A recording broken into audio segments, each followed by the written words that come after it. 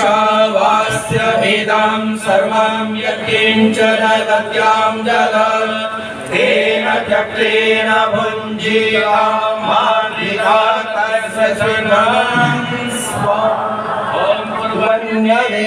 कर्माणि विशेषतं समा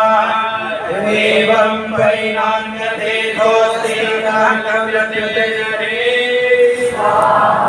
ओम मधुयानाम ते लोका अन्धेन तमसाविराः तास्ते प्रेत्याभिगच्छन्ति एकेकात्मनो जनाः स्वाहा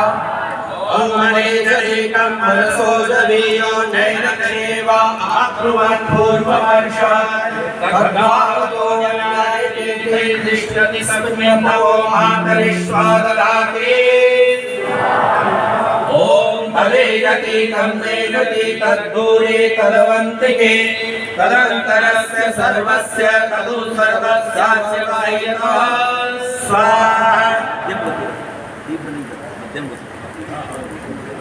ओम यस्तु सर्वाणि भूतान्यात्मन्येवानुपश्यति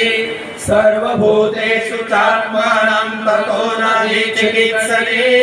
स्वाहा।